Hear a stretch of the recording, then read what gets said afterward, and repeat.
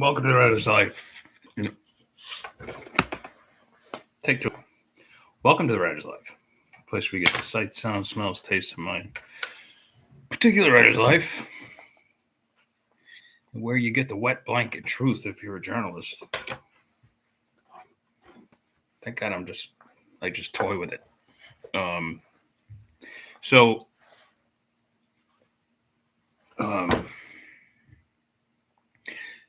First of all, subscribe if you haven't already.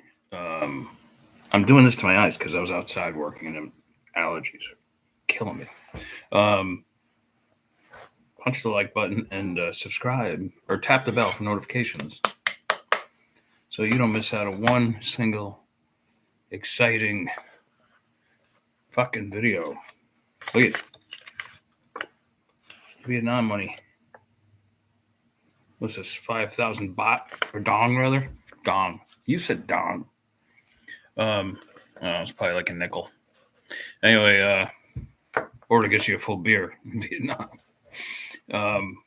Anyway, that's not what I'm here to talk about. And I'm also not here to talk about like how the new Indiana Jones is getting like stinker reviews because just like they said would happen, Lucasfilm and Disney would make it woke, and looks like they apparently have. I'm still going to watch it, and I'm just going to sort of put that part of it aside and just watch it as a fan. You know, some of the stuff I've seen from it looks like it's pretty fun, pretty cool. So I'll be my own judge. But am I going to dish out $15 to go to a movie theater and while somebody's like talking over my shoulder and ruining my experience? No. I'll wait till it streams. And judging by the reviews, it's probably going to be streaming pretty soon. Anyway, I digress. So Breaking Points, which is one of my favorite independent media outlets, I think they're very fair. One person who delivers the news is I guess you could say left of center, and the other person who delivers the news, the co-anchor, is sort of right of center. And they did that on purpose, and they complement one another.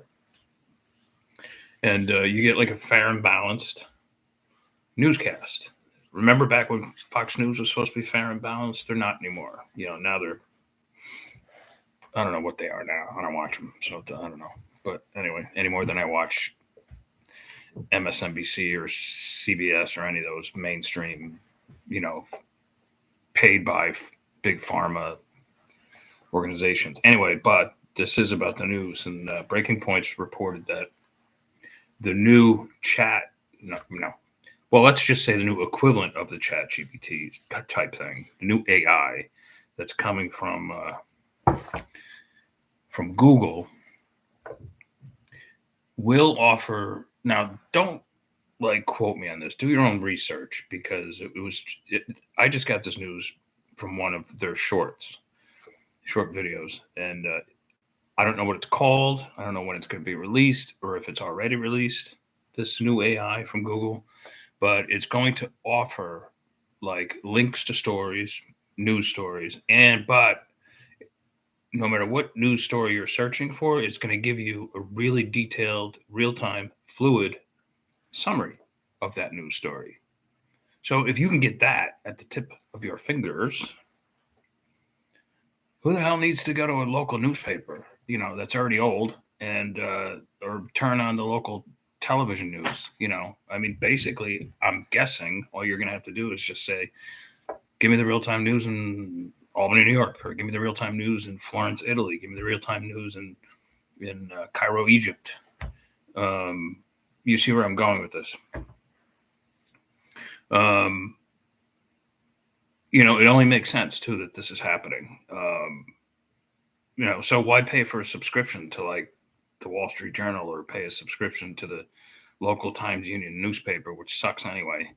You know, why do any of that?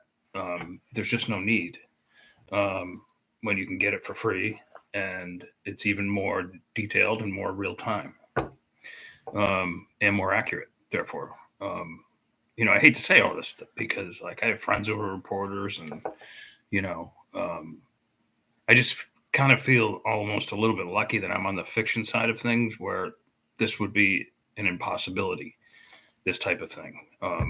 But again, the mainstream news is bought and sold by big corporations, big pharma especially, and George Soros types.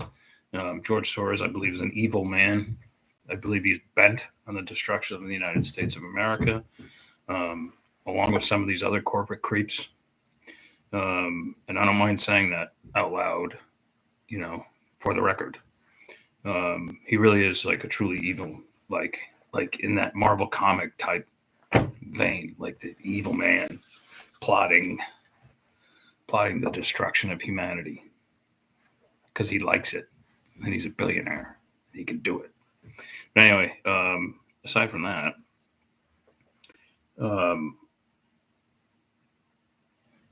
but all these things like the newspapers or whatever have been just, they've been dying forever, for the past 20 years. Did you know? I think I still can remember. I think I'm old enough to remember when there was a morning edition of like the local newspaper and an evening edition. I'm almost positive I remember that. And I definitely remember Walter Cronkite. Everybody trusted Walter Cronkite. And Peter Jennings and guys like that. But no one trusts the mainstream news outlets anymore for good reason. But there's another reason why all these things, the local news broadcasts and all that, why they're dying, and that's because of the network society. It's not that long ago, like if there was a bad car crash or something like that, you'd see like the mobile satellite news trucks that had all the affiliates um, pull up to the scene and and the local news reporter giving the we're here on the site of this fatal crash on Highway 787 in upstate New York where 3 gazelles and a giraffe have died, whatever. But it doesn't happen anymore because what do you got? You got like a bunch of people pulling off to the side of the road and taking video, and then they go home and they do it right there, and they go to their YouTube channel and report the news. How can you compete with that? And it's free, right? It's free. So,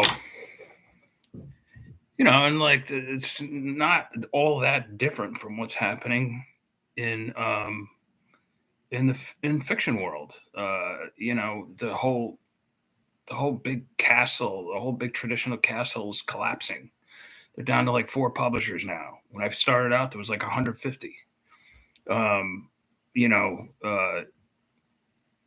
there's still old timers, that will be going to like Thriller Fest this weekend and whatever. I'm actually boycotting it this year precisely because they're featuring James Comey, who I think should be in jail.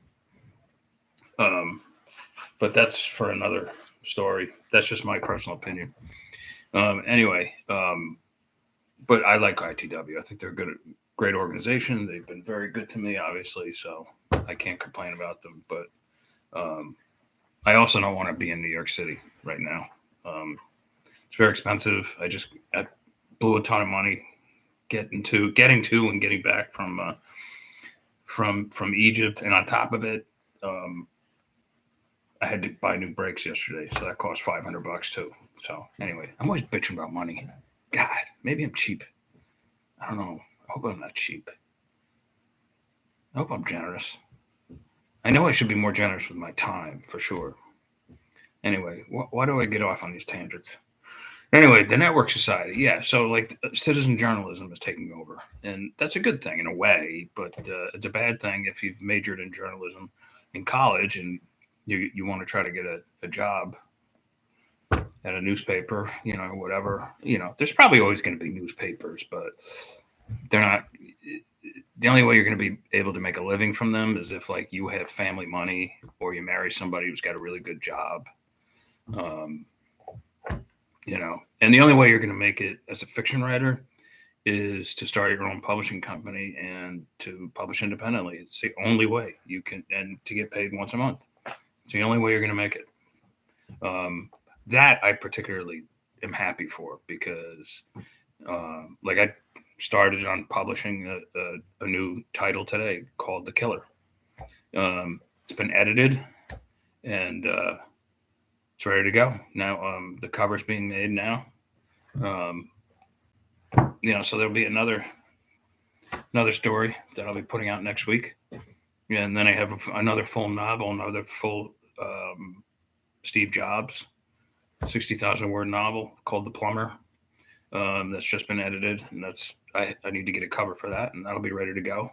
It'll be out in all formats and all under my Bear Media label. So there was a time I never would have thought something like that would be possible, or that I'd even find myself, doing this and enjoying it, and finding myself empowered by this type of independent media.